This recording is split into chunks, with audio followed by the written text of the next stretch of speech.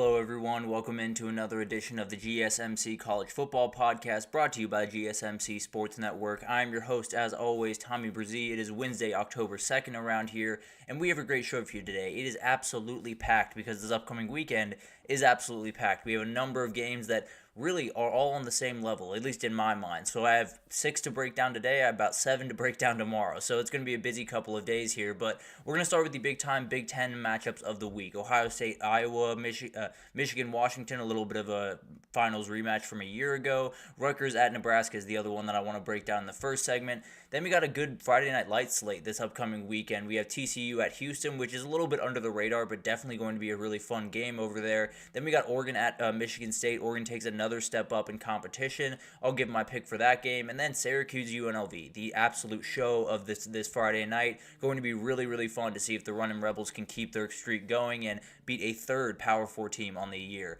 Then we'll get to some upset alerts around the country. Frankly, I have 6 right here. I could have about 12 on this list. There are so many different places that things could go a little bit awry for a lot of these teams, so we'll break down my top 6, but definitely some more that I would be watching out for if I were you. Then we'll get to some players and coaches under big-time pressure going into this week.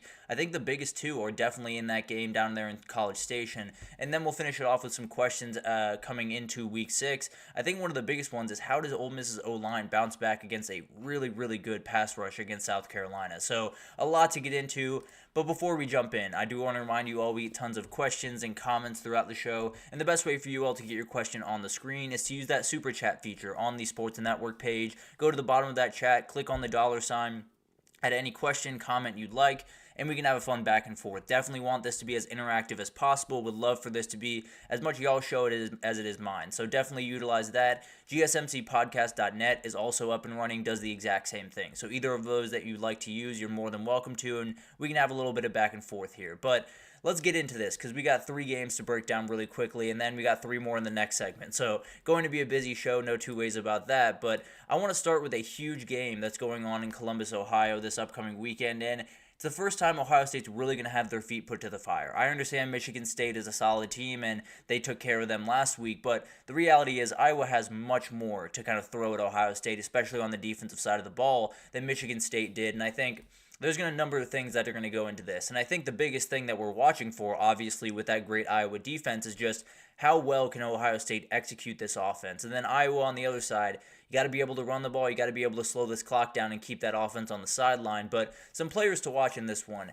Caleb Johnson started talking this week. He's talking about how if he got an offer from Ohio State, he probably wouldn't have committed. He just wants to beat them. He's from Ohio, has a little bit more energy going into this one, and they badly need him in this one. If they do not get him going, might as well wrap it up. This one is not going to be anywhere close if they cannot get this guy going, and he's pretty easy to get going, to be totally fair. A very dangerous player and one of those guys that could just take over on Saturday and become a household name.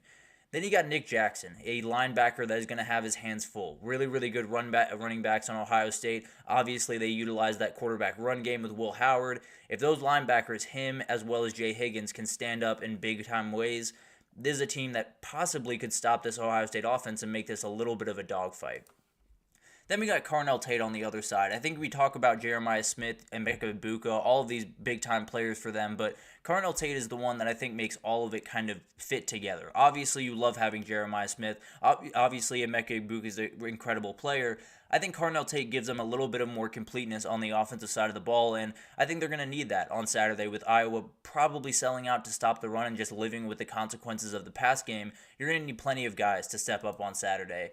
And then you got Ty Hamilton. He's holding down the middle of that defense, the defensive tackle for Ohio State, and we know what Iowa's going to do. He's going to have to be able to handle this offensive line and get Caleb Johnson on the ground, and if they let him get past that first level of the defense, things get sketchy in a hurry when you're trying to deal with Caleb Johnson. But some keys to the game, rushing offense. We've talked about it. Iowa 6th in the country, over 250 yards. Ohio State 11th in the country, 227. So these are elite rushing offenses, and that's what they're going to do. Chip Kelly has been known to be a rushing offense type guy. Iowa just can't throw the ball. Cade McNamara has not been remotely good against the Power 4 opponents or the FBS opponents that he's played this year. So they're going to have to run the ball. If they can't do that, then it's going to be a nightmare for really both of these sides if they can't stop the run against these teams. And then the defensive attack. Obviously the run is going to be a big part of this, but Phil Parker's on the other sideline. One of the best play callers in the entire country, either side of the ball. Does not matter. And Will Howard is still someone that's getting a little bit used to this offense. He's still not fully up to speed. Maybe Iowa can heat him up a little bit, take advantage of a couple of mistakes, and maybe they can take one back to the house and change this game in a hurry. And then you got wide receiver DB matchup. This is a really good back end for Iowa. They have obviously Sebastian Castro, obviously Xavier Nwankpa, but Quinn Schultz, and Deshaun Lee have played really, really well this season. And then you just got nightmares on the other side. You got Jeremiah Smith, you got Emeka Buka, Carnell Tate, Brendan Ennis, a million guys that you're going to have to keep track of, and it's going to be a nightmare to do so. Frankly, I think it's going to be nearly impossible to do so. I think Ohio State wins this one pretty comfortably, keeps moving on about their season, and then you got the big one next week. But I do think they get a big-time win. I think it's maybe a little bit of a slow start for them, but they find it late in the second quarter and then continue on and get a big-time win here. Another one to watch is Rutgers at 4 p.m. on Saturday, and this one's going to be awesome. This is a huge game for both of these teams because Rutgers could take their title hopes, their CFP hopes to that next level. They've beaten a number of big-time teams. They've gotten some big wins. This is another step up. There's no two ways about that. Obviously, a big-time win over Virginia Tech gives you a little bit of confidence. Going into Nebraska is a totally different ball game. So you're going to have to be able to handle this, and then Nebraska needs this one. If they want to stay at all in the fight for the Big Ten, they badly need this one to go their way, and they're favored in it, so we'll see what happens. But Demir Miller is someone I want to talk about here for a second because this wide receiver for Rutgers makes this team kind of whole. I think you talk about Rutgers, it's always Kyle Mondeguy, Sam Brown the fifth, and it should be, to be totally fair, but you're going to have to stretch out this Nebraska defense. They're going to be able to stop the run if you hand them the run every single time. So they're going to have to stretch the ball out, and Demir Williams is really one of the only guys that can do it.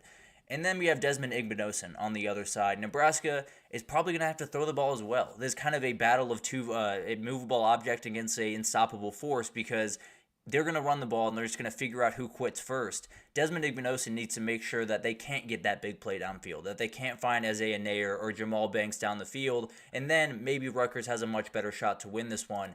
And he's going to see a lot of Isaiah Nair. This has become kind of Dylan Raiola's favorite target throughout the year. Definitely a really long, athletic kid that can do a number of things on the football field. If you let him get deep a couple of times in this game, I'm not sure Rutgers has the firepower to come back in one of these. And then you got Nash Hutmacher. He is an absolute monster. This is a guy that can just eat space, as you can see, to be totally fair. He's someone that can absolutely dominate the line of scrimmage and can take over this game and maybe just take Kyle Mondeguy totally out of this one. But some keys to the game. Control the line of scrimmage. We talked about it early on. They're going to run the ball. That's the way these teams go about business.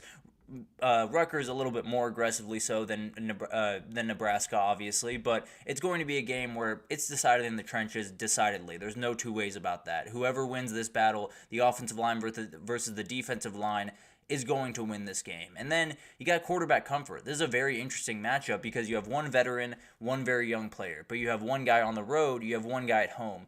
Whoever can get their quarterback a little bit more comfortable. If they can get Raiola to play that elite football that he's been playing all year, Ethan Kaliak-Manis, if he can take that next little step forward in this big-time game, then that's probably going to be a huge difference maker because as they're running the ball, as they're pounding the rock inside, one big play can change this game in a hurry. And then outside noise is a very interesting one going into this one because Rutgers is undefeated. They're playing really good football. They are decidedly an underdog in this game. And frankly, I probably agree with that sentiment, but it's going to be one of those games that maybe Rutgers just shows up with a little bit of a chip on their shoulder because of that, or maybe Nebraska has a little bit of chip on their shoulder from the Illinois game. So there's plenty of noise going into this one, but I'm going to go Nebraska. It's one of those games that I've gone back and forth on a number of different times. I don't feel necessarily great either way, but I do think Nebraska being at home is the difference. I think they felt what that Illinois game was, and I don't think they're going to make that same mistake again. To be fair, they don't win a lot of one-possession games, so we'll see what happens here, but it's definitely one of those games that could go either way and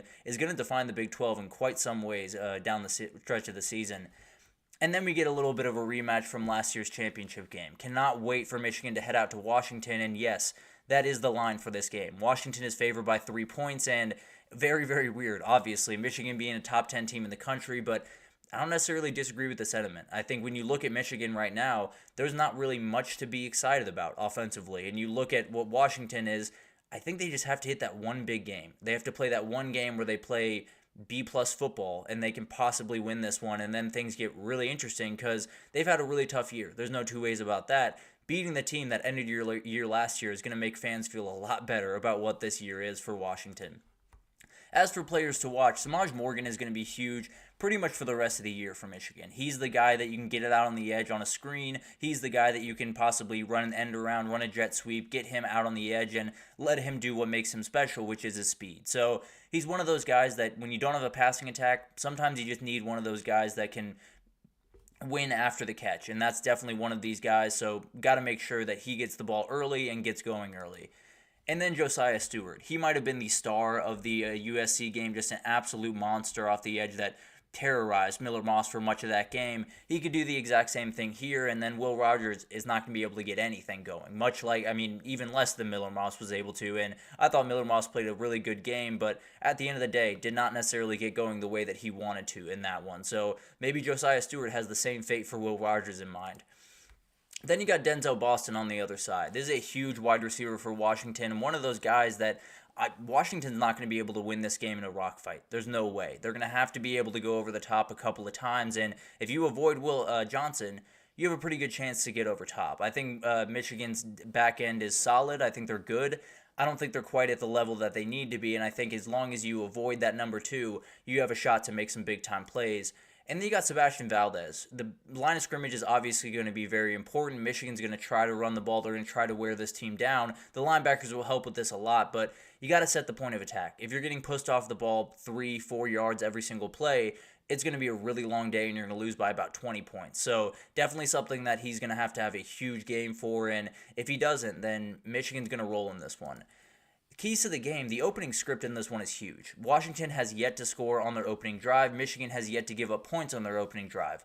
The reality is Washington kind of needs it. They cannot play from behind in this game because Michigan will just bury you. That's the way that they've gone about business. Obviously, gave up a little bit of a lead to Minnesota, a little bit of a lead to USC, but this is a team that can win the game when it matters. And especially for Washington, I don't know if they're on the level of what USC is. I don't think they can possibly take that punch and then get back up from it. So, got to score early. Maybe not on the opening drive, but make sure that you get the first points on the board because then it could get sketchy in a hurry if you don't.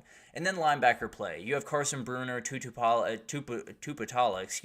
on the other side. They're going to have their hands full with those Michigan running backs. And then you got Jonah Coleman on the other side. It's not like it gets a ton easier for Jay-Sean Barham and Ernest Howman, both really talented players. I think this could be where Washington's strength is, those linebackers, and maybe that's exactly what they need in this game. And then that rematch energy. There's no two ways about that. Washington is going to be mad coming into this one. It's a lot of new people, no two ways about that, a whole new coaching staff, but Carson Bruner knew what that felt like. Denzel Boston knew what that felt like. Giles Jackson knew what that felt like. And they're going to come into this one with their hair on fire. I absolutely promise you that. The thing is, I just don't think they can do enough. I don't love this Washington offense. I don't think they're going to be able to get much of anything going against this Michigan defense. And I think Will Rogers is going to make a couple of mistakes in this game that's going to define it. So I am picking Michigan. Frankly, I don't feel great about it either way. I think it's one of those games that is going to totally a toss-up in the air, and we'll see what happens, but I am going to pick Michigan just by a hair in that one. Definitely going to be a really fun game, and we'll see who can come out on top for a rematch of that championship from a year ago. But let's take our first break here, and when we come back, we're going to talk about the Friday Night Lights. We got 3 more games for you, so we're going to roll through that really quickly right after this, so stick with us. I feel like I'm losing my mind. Is everybody in the world blind? Please, Lord, give me a sign, a sign. I feel like I'm losing my mind. Is everybody in the world blind? Please, Lord, give me a sign, a sign. I wanna be the greatest. Everybody on the fake shit. I look around and feel like everybody is the fakest. I make this every day and I'm impatient, hoping one day I blow up from the basement. Statement, the top is so vacant. I don't hear shit that I think is amazing. Waiting for my day when I'm playing sold out shows for 1,000 faces. Hey, give me that crown, get in my way and to be put down. It ain't your place, all this my town. If I want that shit, then I'll get it right now. I'm losing it, the noose it fits. I'm losing shit, a stupid myth. You choose to live or choose to dip. You choose to fight or lose your grip and lose a gift. I feel like I'm losing my mind. Is everybody in the world blind? Please, Lord, give me a sign, a sign. I feel like I'm losing my mind. Is everybody in the world blind? Alrighty, welcome back everyone. We just talked about those big time games over in the Big Ten this upcoming weekend, and we got three more for you real quick. The Friday Night Lights slate is really solid this upcoming weekend. We have one in particular that I'm very much looking forward to, but we got two others in some Power 4 conferences that I very much want to talk about, and we'll start with Houston-TCU. I think this line is too big, and I understand Houston has been not good this year thus far, but it just takes one Saturday, and I think TCU is one of those teams that has played really good football. They're liable to put up a stinker at some point. So this is one of those games that I understand the line is 17. I understand TCU is very favored and has played really good football recently, and Houston is 1-4 with only a win over Rice. It's just that one Saturday. We saw it against Houston, against Oklahoma. Things got a little bit interesting when we did not think it was going to. So this is one of those games that's definitely more in reach than Oklahoma was. I can promise you that. But they got to get Donovan Smith going. 5 picks on the year, only 2 passing touchdowns. That can't happen going forward. But some guys to watch in this game. Eric McAllister is a very interesting player for TCU because this guy can go. He can get downfield and make some big-time plays for you, 20.1 yards per catch. He's one of those guys that can change this game in a hurry and possibly just bury Houston early on in this game if he can get behind this defense and make a big play. So he's one of those guys that might be a little bit unsung in that TCU offense, but is a very, very talented player, no doubt about that. Then you got Nnamdi Obiazor, the linebacker for TCU, very talented player, very veteran, one of those guys that when you have Donovan Smith on the other side, you at the very least need to have a linebacker that can match him, that can make sure that he is staying in the pocket, make sure that he doesn't get loose, because this guy, if he gets his feet under him, is a very talented quarterback. He just hasn't been able to do it this year. So definitely something that Obiazor, is going to have to figure out this upcoming weekend, and he's going to have his hands full. There's no two ways about that. And then you got Joseph Manjack IV. He's a guy that Houston's just going to need to hit a couple of big plays, and if they can't get their wide receivers going in this game, it's going to be a nightmare. They can't just run the ball on TCU. They can't just lean on their defensive line and hope that they're going to come out on top. They're going to have to hit some big plays, and Joseph Manjack is going to be the guy that's likely going to get the ball a lot in this one. And then you got A.J. Housey. I think this is a guy that could change this game in a hurry. He's had a number of picks this year and could have a number of more throughout the rest of this year. And this could be a little bit of a coming out party for the very talented corner. I think it's one of those guys that maybe there's a couple of mistakes in TCU's bag, and maybe he's the guy that ends up changing this game in a hurry. And that's one of the keys to the game. Just get big plays. This is not a game where you're going to have a team grinding it out and you're going to have a team trying to hold on. You're going to have to hit a couple of big plays, especially if you're Houston, but TCU as well. You're going to have to get behind this defense because that's kind of what you do. Being able to get those explosive plays with Josh Hoover kind of coming into his own as your quarterback, that's going to be huge for this team. And then you got Houston's confidence. It has been a very, very bad start to the year. There's no two ways about that. How much energy does this Houston team have? Do they have the energy to go out there and compete in a big-time Big 12 game, or does TCU just bury them early on and this line looks a lot more normal than I thought it was to start this thing? But then you got TCU kind of finding themselves, at least offensively. They've scored 42 and 38 in the last 2 weeks. This offense is very dangerous, and it's one of those teams that absolutely could make some noise in this conference if they can get going. And this is one of those games where you really just need to take care of business and keep it moving. And I think they're going to do that. I think TCU is going to handle this one. I do think it's a little bit closer because I think Donovan Smith hasn't quite hit his stride, but he finds it on one Friday. He can absolutely make something happen. So it's going to be a really, really fun game, and definitely one of those that might be a little bit under the radar, but will be worth your time on Friday. I can promise you that. Then we got Oregon taking another step up. I realize now they say Saturday. They should say Friday. I apologize. But Oregon is favored by 24 in this game, but another step up in competition. They played UCLA last week. Now they play Aiden Childs, and it's going to get a little bit tougher. They're going to have to figure out a way to kind of keep him at bay, make sure he's in the pocket, which is something we'll talk about here in a second. But they have to make sure that they're ready to roll because they have a big one on the horizon, and if they lose this one, that one becomes a must-win in a hurry. And then you got Nick Marsh on the Michigan State side. This is a freshman, the leading receiver, one of those other freshmen that is just outright ridiculous at the wide receiver position. They're going to need some big plays. And I think Oregon's defense, or defensive backfield in particular, does have some holes in it. Now, it's going to be a little bit hard for Aiden Childs to find them, and he's been really good at finding other teams' jerseys, so got to be careful here. But at the end of the day, he is one of those guys, Nick Marsh in particular. There's not a cornerback in the country that's going to match up and be totally okay against this kid. I know he's a freshman. I know he's going up against his first big-time test. This is a very talented kid, and definitely a kid that can change this game in a hurry.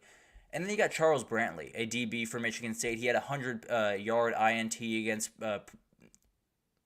Prairie View A&M, excuse me. Very talented player, one of those guys that they're badly going to need a big play. By their defense, they're badly going to need one where maybe they take it back to the house, maybe they just set him up with a short field. Whatever it is, they're going to need that one play, and Charles Brantley's likely one of the few guys that can make it on that defense. Keon Sadiq is someone I want to talk about for Oregon just kind of going forward, because I think this offense is so dangerous in so many different ways. They can spread the ball out in a number of different ways. I think Sadiq's one of those guys that they're just going to keep having to feed the ball to because he's so dynamic at the tight end position. He's one of those guys that when you have all of these wide receivers running around, when you have a million different things for the defense to worry about, he might just catch an underneath route and go 40 yards for a touchdown. He's so dynamic, one of those guys that I think if you want to expand this pass game a little bit more, he's someone that's going to get involved pretty early on in this one.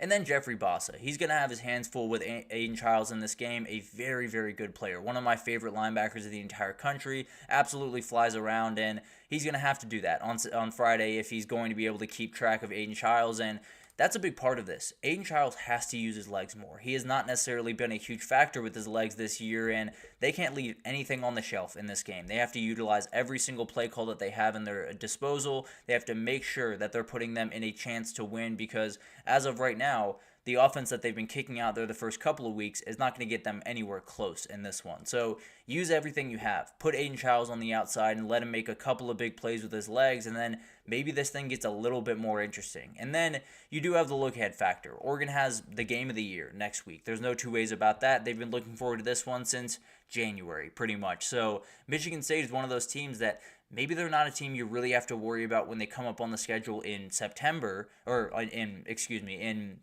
January, but they are a team that once you get to that game, maybe Michigan State throws the first punch. Maybe they have Oregon sitting somewhere that they really haven't been, at least against a really good team in Michigan State, or a really good team against a Power 4 team in Michigan State. They're going to have to be very, very careful. Maybe Michigan State can catch them sleeping just a little bit and get that big time lead, and then maybe it's a little bit harder for Oregon to get things going. And then you do have a little bit of embedded hate. You have Jonathan Smith, Jake Velling, Aiden Childs, and more that came over from Oregon State this past week. They hate Oregon. There's no two ways about that. They definitely want to get this win, and they've been circling this one for a while. Thing is, they are wildly outmatched in this game. I think Oregon's going to roll in this one. I think they continue to prove the point that they are turning a corner with that team, and I think it sets up an incredible matchup in Eugene next week. Definitely one that I cannot wait for, but I think Oregon handles business. Maybe they start a little bit slow in this one, and Michigan State has a lead at the end of the first, but then Oregon kind of turns it on and takes over in this one. And then we have the main event. This is an incredible game. This is Syracuse at UNLV, one that I don't know if we expected to see around this time of year being this big of a deal, but Syracuse played really good football. UNLV is one of the stories of college football right about now. So UNLV is favored in this game by 6 points. Definitely one that I cannot wait for. I think UNLV is an incredible team, obviously. They have two Power 4 wins, trying to make it 3 in this one, and they very well could. Syracuse traveling all the way out to Las Vegas is going to be really, really interesting to see how that kind of affects things. And we have a couple of ACC teams heading out west, and I'll talk about them a little bit later in the show. But Jacob DeJesus is a guy that I want you guys to watch because everyone's going to be chasing around Ricky White. It's an absolute nightmare to keep track of that guy. And frankly, I don't know if Syracuse has the dudes to do it, but I know that they don't have the dudes to keep track of Jacob DeJesus and Ricky White. So when you're chasing around Ricky White, when you're dealing with all the stuff that he can do, Jacob DeJesus might just break a 60-yard touchdown catch and totally change this game on a dime. And then you have Jalen Catalon. This is a kid that's really, really talented. He is a Power 4 talent. He has played at Arkansas. He has played at Texas. Injuries have just gotten in the way. That's really the end-all, be-all with this kid. Talent has not been an issue, and he's been playing really good football for UNLV. He's finally healthy. He's finally playing this game every single week, and it's really special to watch him when he is. He's so much fun to watch, and definitely one of those guys that when you're playing a team that's in the Power 4, you got to have a little bit of talent that matches them, and this is definitely some talent that matches what Syracuse has, maybe even goes over what Syracuse has on that defensive backfield. And then you got LaQuint Allen. This is the guy that has to take over for Syracuse. I know the passing game is a huge part of this, and absolutely that will be utilized in this game. You're going to have to be able to run the ball because UNLV's offense is terrifying. There are so many different things that they do, and they're going to tire out your defense. If you can't run the ball in this game, you're cooked if you're Syracuse. There's no way you're going to be able to win this game if you can't slow down the clock, keep that offense on the sideline, and make sure your defense doesn't have to deal with all of the craziness that they're going to throw at them. And then on that defensive side, Derek McDonald's going to have his hands full. He's the leading tackler for this team at the linebacker position, and it's going to be a lot of stuff that he's going to have to deal with, that he's going to have to disseminate to everyone. Believe he's the green dot guy. Could be wrong there, but I'm 90% sure he is the green dot player for this team, and he's going to have his hands full. There's no two ways about that because he's got some really special players on the other side. Keys to this game, Haj and Ricky, they're magic. They're absolutely incredible to watch, and Ricky White is one of the best wide receivers in the entire country. They just hadn't unlocked him. They just hadn't gotten him the ball the way that they needed to in the first couple of games, pretty much because of the quarterback. Let's just be totally honest. But the first 3 weeks, 10 catches, 127 yards, 3 touchdowns. On Saturday alone, he had 10 catches, 127 yards, 2 touchdowns. He is incredible, and Haj Malik Williams is his quarterback. So it's going to be incredible to watch this unfold, and they're one of those stories that could become more and more incredible throughout the season. Syracuse has to give Kyle McCord time. UNLV had 4 sacks and was all over the place last week. They were an absolute nightmare to deal with for Fresno State, and Syracuse could have the exact same fate. And Kyle McCord absolutely can dissect this defense. He absolutely can make a big-time impression on this game, but he can't do it if he's on his back. So you got to make sure he's upright. You got to make sure you give him an extra blocker from time to time and just put him in his position to succeed. Definitely a guy that has a ton of talent, but Syracuse or UNLV is going to come after him in a hurry, and they're going to have to make sure they're ready to roll. And then Syracuse discipline. UNLV's offense is so much eye candy. There's so many running backs there's at least 2 running backs on the field pretty much every snap. There's so much motion, personnel groupings, everything that you have to keep track of. If Syracuse isn't disciplined, if they miss a run fit, if they are lazy getting out to the outside of the field, they are going to get taken advantage of. They're going to get dominated on the offensive side of the ball, and they're going to have to figure out a way to, at the very least, just keep their feet under them. Make sure you don't overcommit to a run. Make sure you don't overcommit to a deep pass. Just make sure you keep this team under wraps because they can make big plays pretty much anywhere on the field. I do think UNLV gets this win. I just think they're a better team. I'll be totally honest with you. I understand that Syracuse is the ACC team. They probably have a little bit better of a recruiting profile. They probably have a little bit better of athletes. UNLV is just the better team. They have so many big-time playmakers. They have a quarterback that, frankly, I think is better than the one that just walked out the door, and they have so many different playmakers on that offense. I think UNLV gets their 3rd Power 4 win of the year, which sounds insane, but it's really not that insane if you watch this UNLV team even a little bit because they are downright special. A couple of really big games on Friday. There's no two ways about that. I think this Friday slate is obviously UNLV-Syracuse is the main event of the week or of that day, but there are a couple others. That Oregon-Michigan State game obviously is going to be a little bit tough for Michigan State to make some noise, but Aiden Childs is worth your time. I can absolutely promise you that. And then TCU-Houston is just one of those that I just kind of have a gut feeling about. I kind of just feel like it's going to be a little bit closer than people are wanting it to be, especially in Fort Worth. So going to be really fun to watch that. But let's take our second break here. And when we come back, we're going to talk about all the upset alerts around the country. Frankly, I could go even deeper than what I went, but I have 6 for you right after this, so stick with us. Looking for your daily fix of sports talk without having to pay for it? GSMC Sports Network is available on YouTube. Just search GSMC Sports Network. Get your fix of daily sports talk shows on YouTube, absolutely free. NFL, college football, NBA, MLB, MMA, UFC, fantasy football, and so much more. GSMC Sports Network has shows running all day long, with new sports shows starting every 2 hours. Just like on your favorite cable sports channel, except GSMC Sports Network is absolutely free. Just search GSMC Sports Network on YouTube to catch one of your new favorite shows, like the GSMC College Football Podcast, Chip Shot Football Podcast, Hoops and Heels Women's Sports Podcast, GSMC Basketball Podcast, and so many more. Check it out for yourself. GSMC Sports Network, now available on YouTube absolutely free. Search GSMC Sports Network on YouTube right now. Alrighty, welcome back everyone. We just talked about those Friday night games. Definitely going to be a lot of fun. That one out in Las Vegas is going to be really, really interesting to watch and could set UNLV off to be the far and away best team in the group of five and definitely the true end to get the CFP spot for the group of five. But let's get into the upset alerts because there's a lot around the country this upcoming week. I believe there's 14 different conference teams that are on the road this upcoming weekend.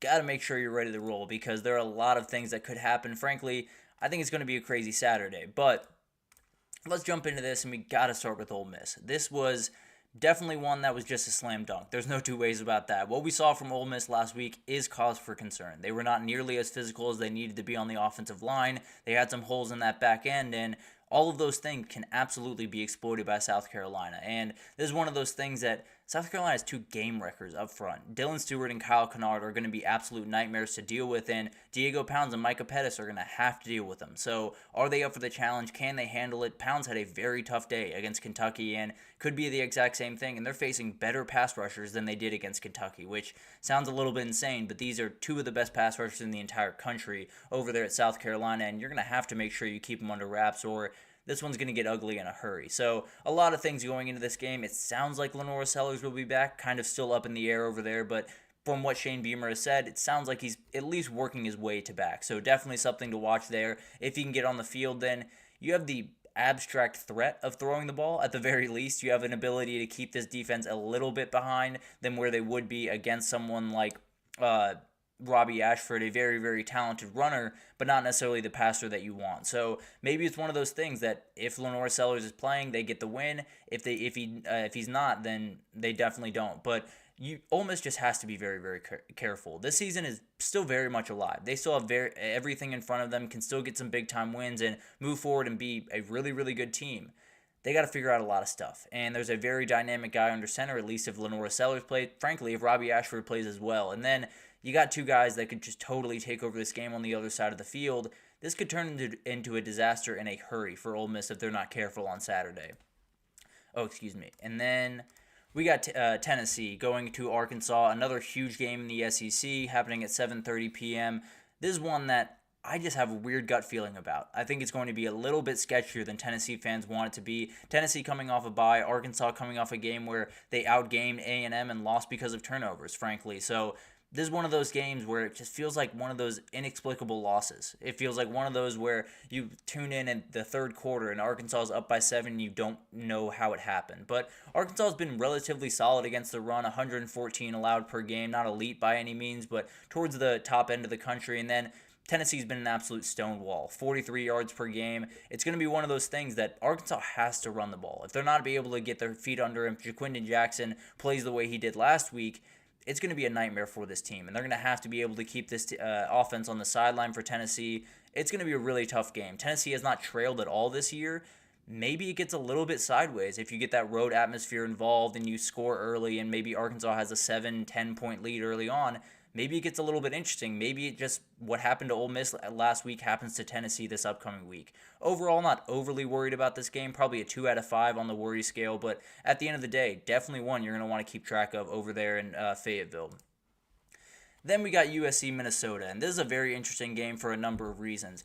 USC has been USB has been starting very, very slow in too many games. And it's one of those things that they played Michigan, who they've been able to come back on, but obviously lost that game late. They played Wisconsin last week, who tried to do that, was not able to do it the same way. I think Minnesota is a little bit closer to what Michigan can do. Not necessarily saying they're a little bit closer to Michigan than Wisconsin is, but in terms of who they are identity-wise, they can lean on you. They can absolutely just run the ball and to keep you out on the sideline and then hit a couple of big plays the same way Michigan did, and this thing could change in a hurry. I mean, Darius Taylor and Marcus Major are a very dangerous running back duo. They're a group that they're not going to do what Khalil Mullings and Donovan Edwards did, but they could get pretty close. They're a really, really solid duo and are going to bruise you in a number of different ways, but can definitely break those big-time runs as well. So USC just has to be careful in this one. It's one of those that feels a lot like one where Lincoln Riley would lose and you'd be looking up and USC's entire season would change going into that Penn State game, and they cannot have that happen. That Penn State game is absolutely huge next week, and they can definitely change their entire season that week. They can win that game, be another CFP kind of shoe-in from that point forward, and be a really dangerous team going forward. But this is the game you have to take care of business. This is the game you can't be looking forward to Penn State even a little bit. You can't give Minnesota at all any breathing room even a little bit. So you have to make sure that you're ready to roll in this game. And USC is just one of those teams that you got to worry about a little bit, at least early on in this game. So I have a worry meter of about 3 out of 5. I think there's one that could get a little bit sketchy for USC if they're not careful. Miami heads all the way out to California to take on Cal, and this is going to be an interesting one. It is at 10:30 at night. It's one of those that is going to be absolutely off the walls, I have a feeling. But Jaden Ott is one of those guys that can totally change a game. He can totally take over the same way Byshell Tootin did last week against Miami. Jaden Ott could do that and then some. He could be absolutely insane in this game and totally take over.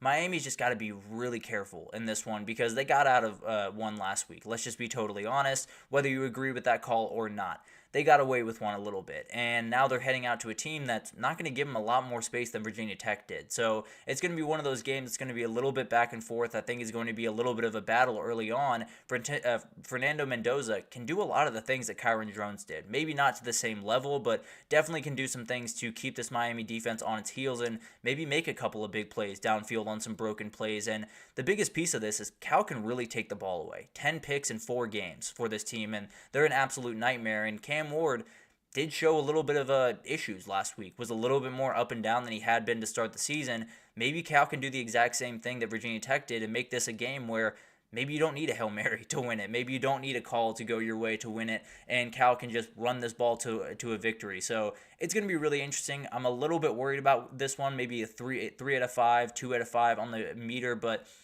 I think Miami's got to be locked in, right? After what they did last week, after they escaped the way they did, they got to be able to lock back in and win this one. If they can't, then we have some questions about Miami going forward.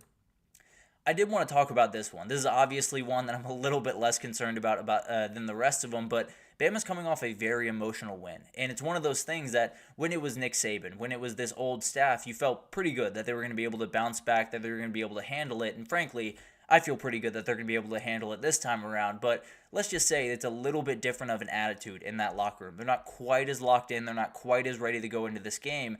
This is not a normal Vanderbilt team. This is not a team that's going to hand you a ton of possessions, that's going to hand you a ton of chances to bury them. They're going to play really solid football. They're going to make Alabama earn it in a number of different ways, and Diego Pavia is a guy that can change pretty much any game that he's on the field for. So you're going to have to make sure you're ready to roll in this one. I think it's going to take some mistakes from Bama. There's no two ways about that. The Vandy back end is very athletic, has a number of guys that are going to play on Sundays, and Jalen Milroe only has 1 pick this season, so you're going to have to force him into a number of other mistakes. But the reality is Vanderbilt does have an opening here. They have one turnover themselves on the season and are +3 in the turnover margin. That's what they have to do. They have to make sure they're on the plus side of that margin. They have to make sure that they don't turn over the ball in this game, and then maybe you have a shot. This is just one of those college football spots. You have Alabama coming off a very emotional win, Vandy coming off a bye.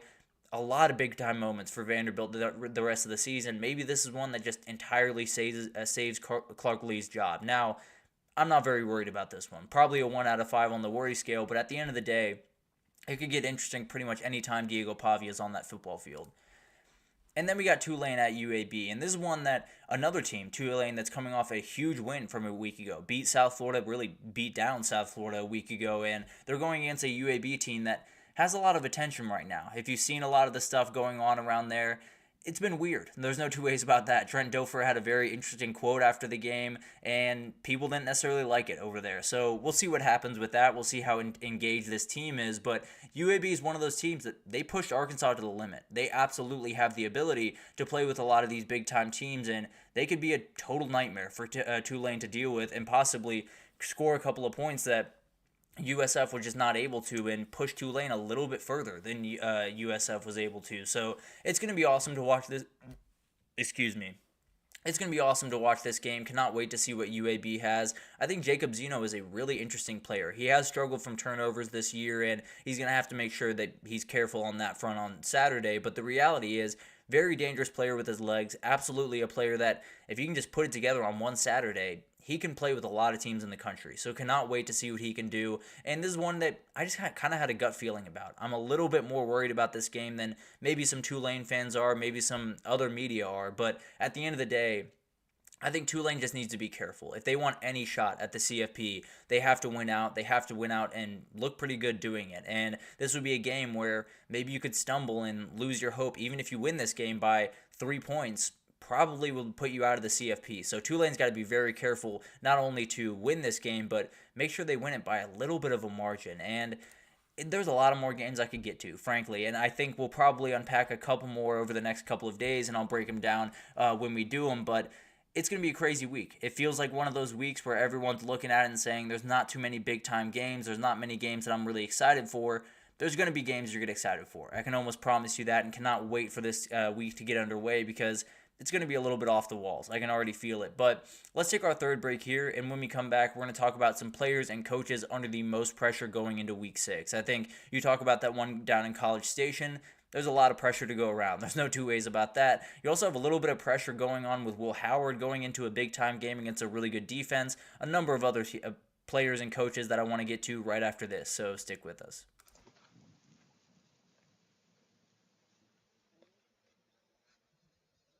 For the best and latest podcasts available anywhere, go to the podcast app on your cell phone and type in GSMC. To access free content-rich podcasts on health and wellness, book reviews, sports, entertainment, relationships, social media, movies, technology, finance, and even weird news. Subscribe and download the GSMC Podcast Network's family of shows, available everywhere podcasts are found.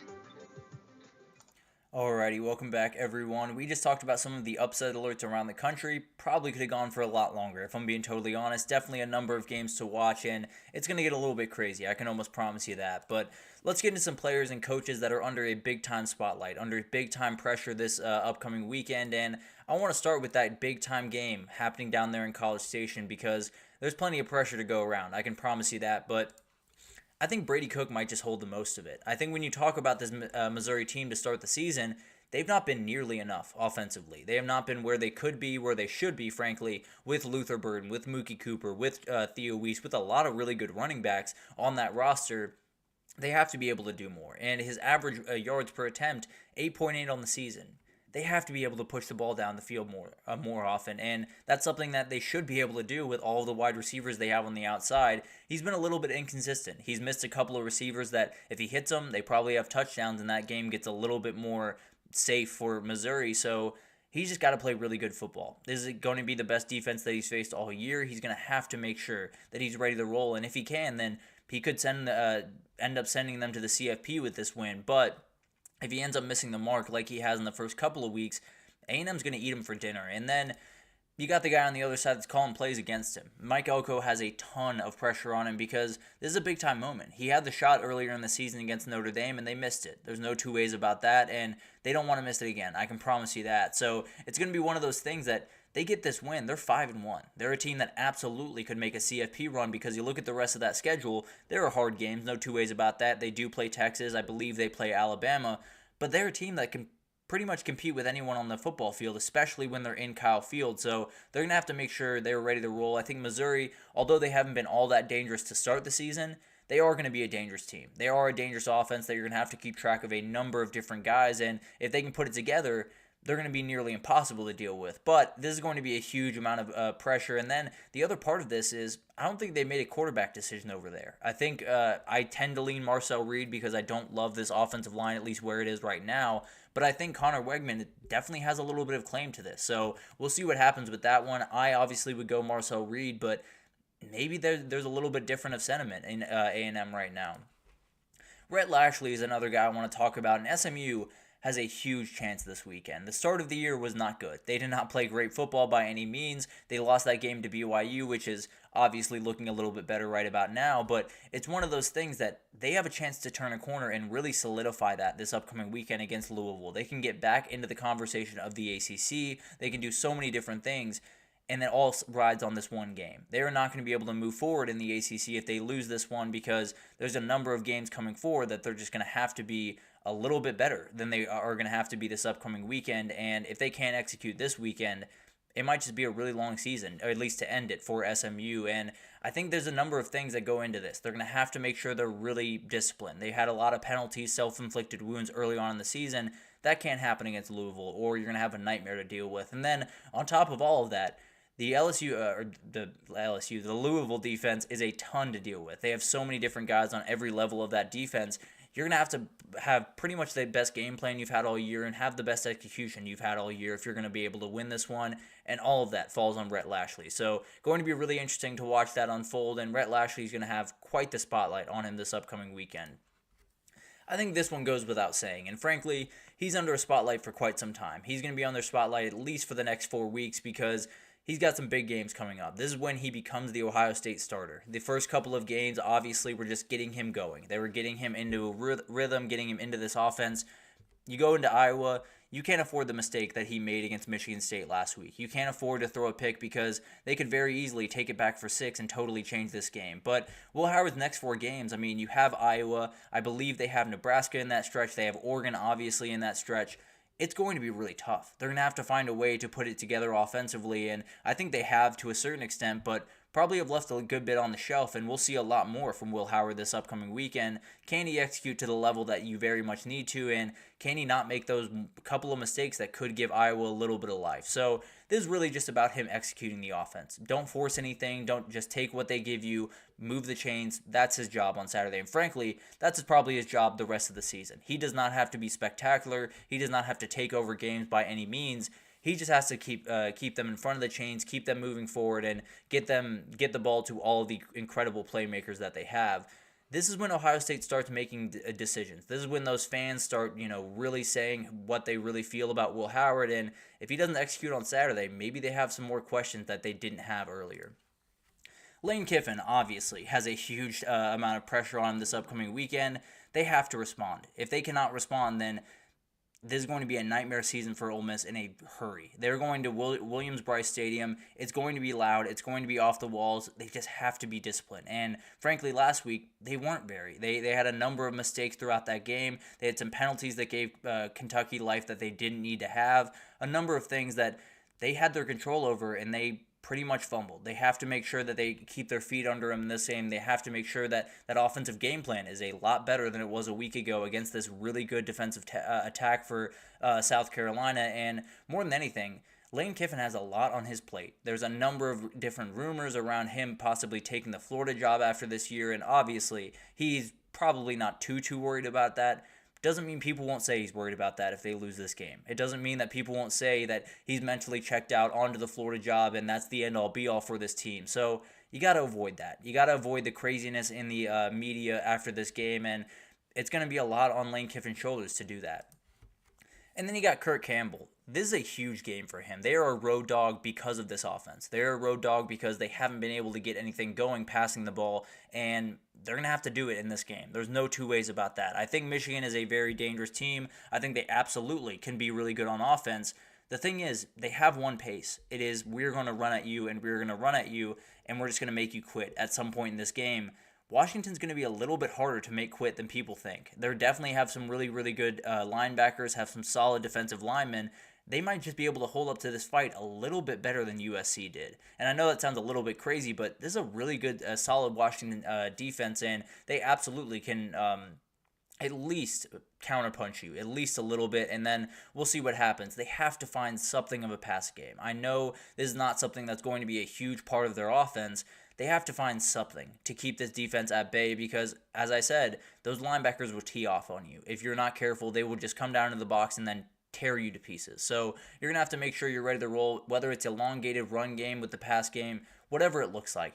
Just make sure that you get the ball out of his hands. Make sure that you get Alex Orji a little bit of confidence, and then maybe you can get this defense on its heels. So it's going to be really, really interesting to watch the game plan here. I think when you look at Washington, maybe it's not a game that you really worry about too much if you're a Michigan fan, but I'd be worried. It's one of those games that you're not really free from really any game going forward with the way your offense is playing. So Kirk Campbell is going to be under a spotlight for a lot of this season going forward.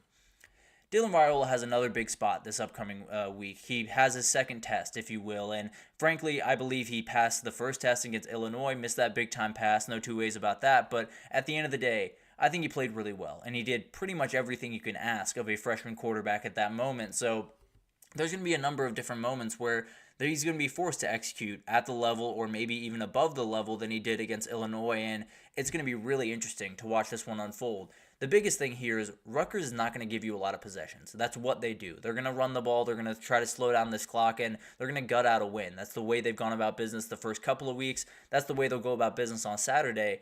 That means Dylan Raiola is not going to have the ball in his hands a lot. That means he's probably going to have the ball in his hands maybe 10, 12, maybe 14 times in this game. 14 might be a little bit aggressive, but he's going to have to make sure he makes the most of all of them. He's going to have to make sure that every single time he is on the field, he is getting points, because if he doesn't get points on a couple of those drives, maybe that's enough for Rutgers to take a lead, and maybe that's enough to put away Nebraska. So this is a huge moment for them. There's no two ways about that. That Ohio State game is probably going to be a little bit too much for Dylan Raiola. Let's just be totally honest. You're in front of your home crowd. You have a little bit of advantage.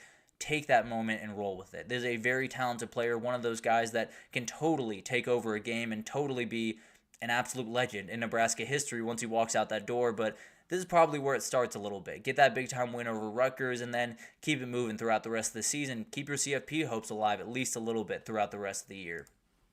This is an interesting one because I think we all understand this is not going to be a very close game. Clemson's likely to win. They're likely to win by a lot. I think they're favored by over 20 points in this one. So it's not necessarily that I think Cade Klubnik has a lot on his shoulders to deal with. The defense is pretty good for Florida State, to be fair. I do think that's something that he's going to have to make sure he's ready for. The pass rush is going to try to get after him. They're going to have a lot of guys on that back end that can make those big-time plays that maybe some other teams that Clemson's played just can't necessarily right now. So it is going to be a bigger challenge for him, at least from the defense that he is facing.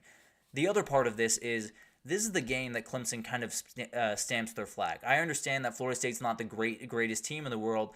Doesn't change that Clemson was circling this one to begin the season, and they're still looking at this one as a big-time game, and they feel pretty good about it, don't get me wrong, but he has a chance to totally become a superstar in this game. He has a chance to, frankly, probably get into a little bit of the Heisman conversation. He has played really, really good football, and if he can put together another great performance on Saturday, especially in Doak Walker, although not necessarily that big of a game, I totally understand that. I just think it's one of those moments that when we look back on the season for Cade Klubnik, maybe going into Tallahassee, even though it's not that great of a team on the other sideline, maybe just going into that stadium and getting a big-time win is exactly the confidence boost this kid needs to take them to the playoff and maybe take them a little bit further. So it's going to be incredible to watch all of these players and all of these coaches because maybe these games aren't quite as marquee as the Alabama-Georgia game from a week ago. These are games that are going to define these teams in so many different ways. Missouri has to win this upcoming weekend, or their CFP hopes are in very, very weird place. A&M on the other side, if they want really any shot at the CFP, they very much need to win this game. So a lot to go around over there in College Station and really around the country in terms of pressure as we get a little bit deeper into conference play. So going to be really interesting to watch that unfold and cannot wait to see how they respond to all that pressure. But let's take our last break here, and when we come back, we're just going to get into some questions as we head into Week 6. I think one of the biggest ones for me is, has Florida State fallen too far to get back, at least in the near future? So there's going to be a number of different things that we'll break down right after this, so stick with us.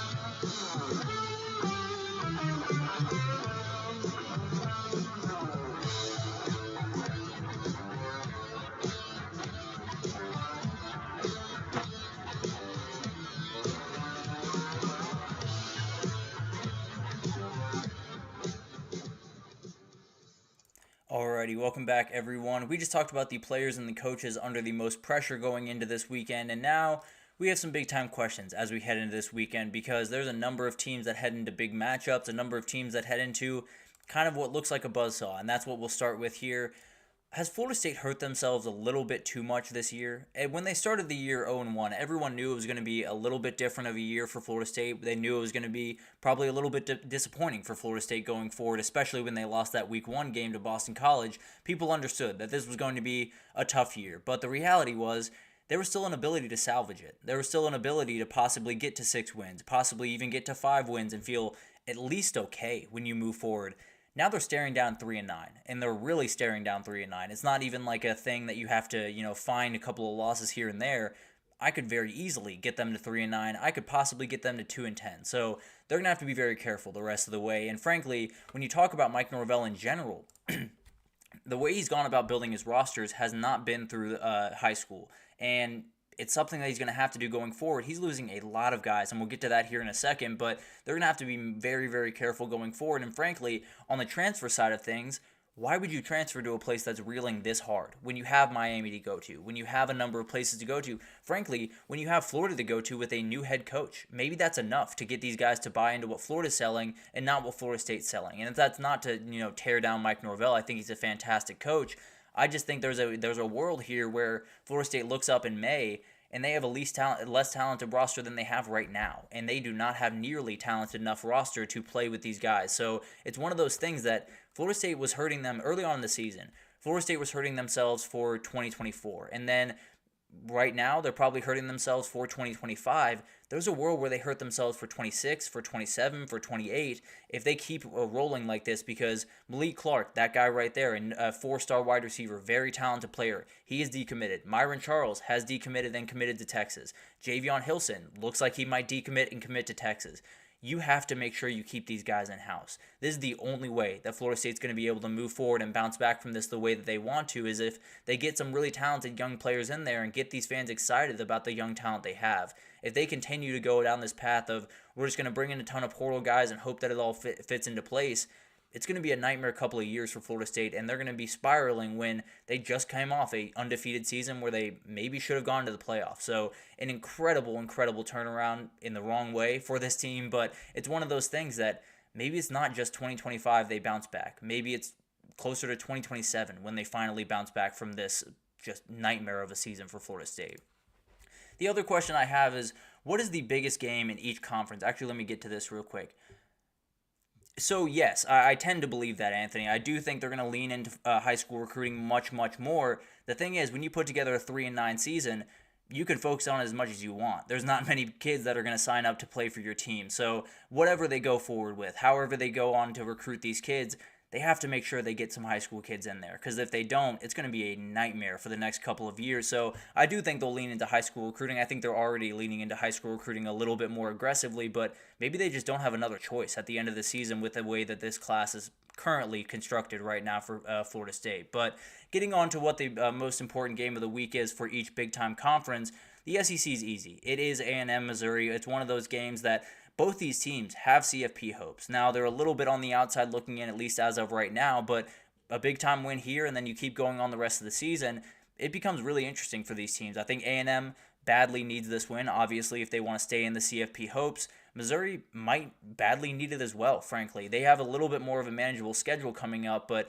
it's one of those games that Missouri hasn't played great football as of yet. Maybe they just get punched in the teeth and can't get back up from it on Saturday. So definitely one that we'll break down tomorrow, give you a better idea of where I stand on it, but it's going to be an interesting one. I can promise you that.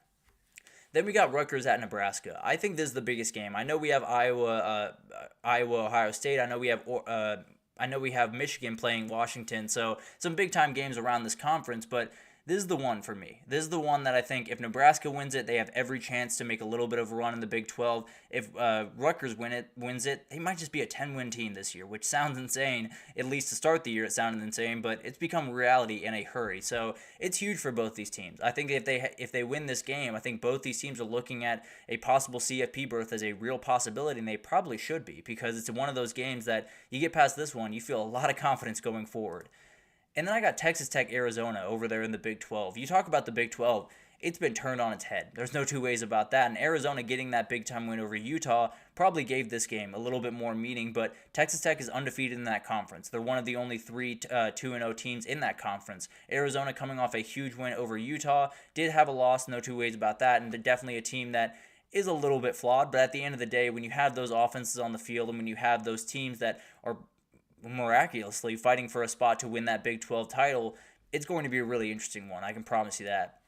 And then you got SMU Louisville. I think this is a layup as well. This is one of those games that you look at the ACC, not the game that I was going to be circling this weekend. Obviously, Florida State and Clemson was the one that I was thinking was going to be the biggest one going into the season.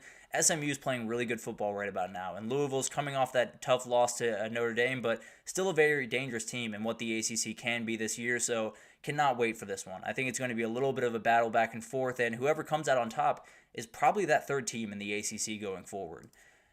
And then I got a big question about Ole Miss's offensive line. We talked about it earlier, but Dylan Stewart and Kyle Kennard are going to cause problems for you. They are an absolute nightmare to deal with, and Micah Pettis and Diego Pounds are going to have to do just their best, frankly. And I think they're going to have to play the best football they've played in quite some time, frankly, because Diego Pounds did not play well last week against Kentucky. He's going to have a bigger challenge this upcoming week. I love J.J. Weaver. I think he's an incredible player and one of those guys that I think is wildly underrated in the grand scheme of college football.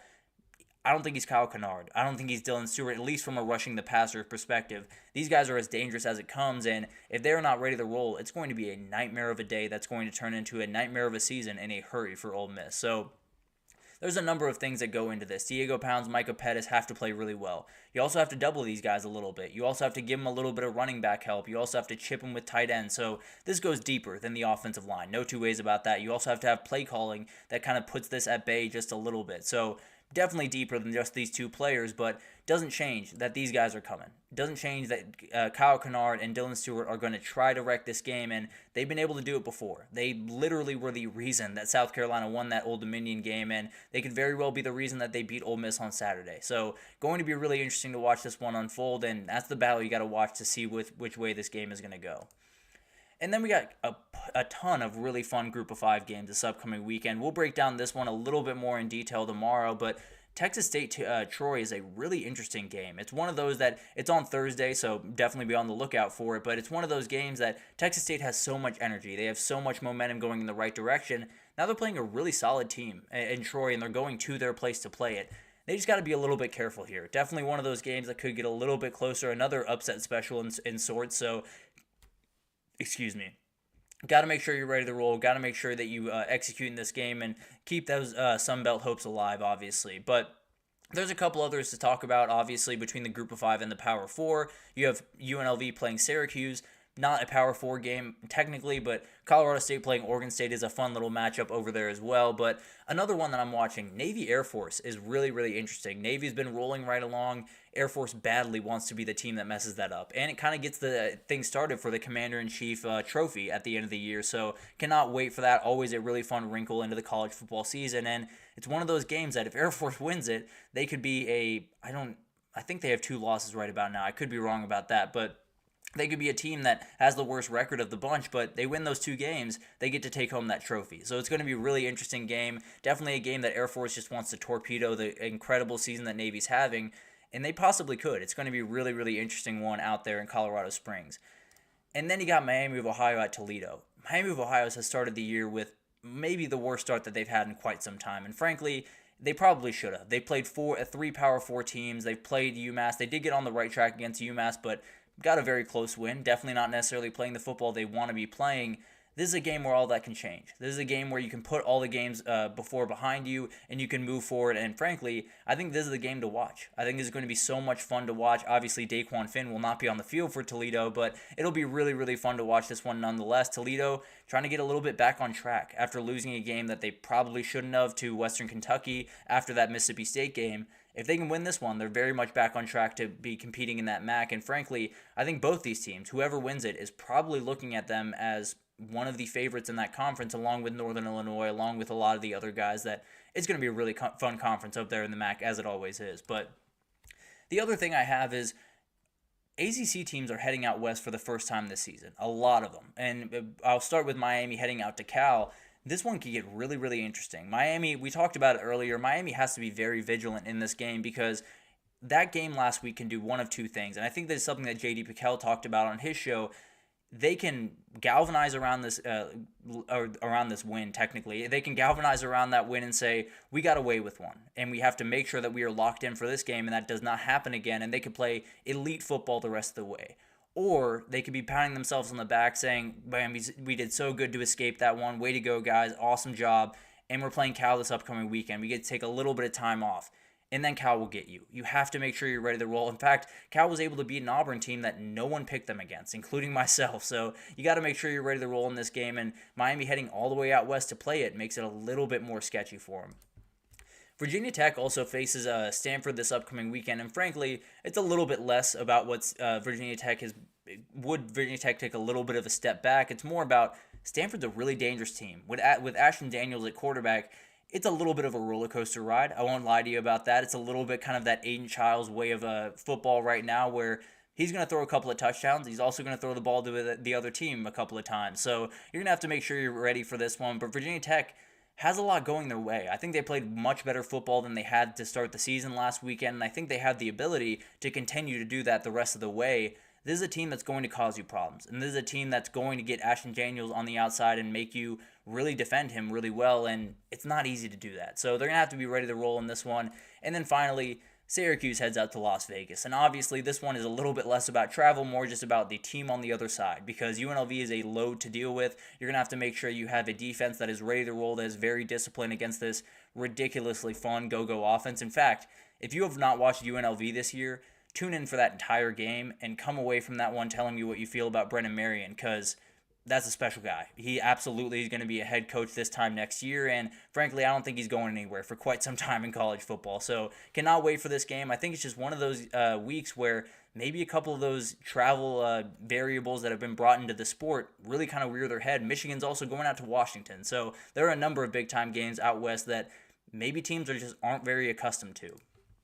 Also, what is the most fun game of the weekend? There's always something I like to do around this time of the week because maybe you're not, fully locked into one team, or maybe you don't have allegiances one way or the other. You're just trying to see fun football, and we got plenty of fun football this upcoming weekend. I think you look at that UNLV-Syracuse game. That's going to be a ton of fun on Friday night. Cannot wait to see how that one goes down. But then you got SMU-Louisville. Cannot wait for this one. Both offenses are very explosive, very dangerous. I really like both quarterbacks. They attack things a little bit differently. Kevin Jennings a little bit more of a runner. Obviously, Tyler Shuck, that pocket passer that Louisville likes. But at the end of the day, this is going to be a game that defines the ACC in so many ways. Two really fun offenses up and down the field, a couple of big-time wide receivers on the outside. It's going to be really fun to watch this one unfold, and whoever wins it's feeling really good about where they sit in the ACC going forward. The other one I want to talk about is Texas Tech-Arizona. This is an elite game. This is maybe the game of the week, frankly, and frankly, I've been going to Texas Tech quite a bit on this segment. It's because that offense is really, really fun. They have a number of different things going for them. They have a number of wide receivers, some really, really fun players on that offense. So I like Texas Tech. I like leaning into them a little bit. And then Arizona, when you have Noah Fafita and T-Mac on the other side, it's going to be a nightmare to deal with. So whenever they're on the field, it's always pretty fun. And then I think Tennessee-Arkansas is going to be a really, really fun game. One of those that if Arkansas's offense can get their feet under them, things get interesting in a hurry, and maybe you put up some points in that game. So overall, I think you look at this week, it is packed. There are so many different things that could go wrong for a lot of these teams, so many different ways that you're not necessarily looking at this week saying, man, there's so many powerhouse matchups, but you are looking at this week saying there's a lot of matchups that could go sideways in a hurry. So cannot wait for this week to get going.